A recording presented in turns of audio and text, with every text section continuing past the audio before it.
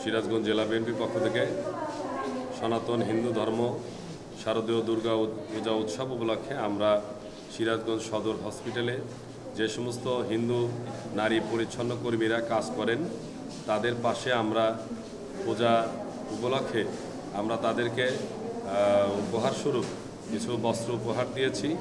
আমরা এই সমস্ত যারা আমাদের সিরাজগঞ্জে হিন্দু সম্প্রদায় রয়েছে, আমাদের বিএনপির ভারপ্রাপ্ত চেয়ারম্যান জনাব তারেক রহমানের নির্দেশে সারা বাংলাদেশেই আমরা এই উৎসবমুখর পরিবেশে যাতে করে তারা পূজা উদযাপন করতে পারে আনন্দ মুখর পরিবেশে, সেই জন্য আমাদের নির্দেশনা দেওয়া আছে।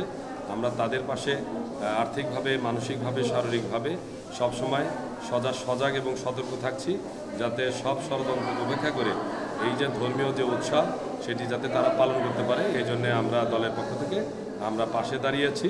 ধর্ম যার যার রাষ্ট্রসভার নিরাপত্তা পাওয়ার অধিকার সবার রয়েছে।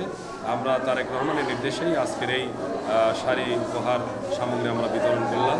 এই আমাদের বিশেষ করে 31 দফার যে রাষ্ট্র গঠনের রূপরেখা, সেই 31 দফা নিয়ে আমরা মানুষের দোরগোড়ায় ঘরে ঘরে পৌঁছানোর আমরা চেষ্টা করছি, যাতে করে আগামী যে ফেব্রুয়ারি প্রথমার্ধে নির্বাচন, এই নির্বাচন জনগণ বিএনপিকে ক্ষমতায় আসীন করে সব দলের সমন্বয়ে সুন্দর একটি সরকার এদেশ পরিচালনা করে জাতির যে প্রত্যাশা আশা সেই 31 দফার মধ্যে নিহিত আছে, এটি যেন বাস্তবায়ন করতে পারে তারেক রহমানের নেতৃত্বে, সেই লক্ষ্যে আমরা সকলের পাশে দাঁড়িয়েছি এবং আমরা আমাদের কাজ চলমান রেখেছি। ধন্যবাদ।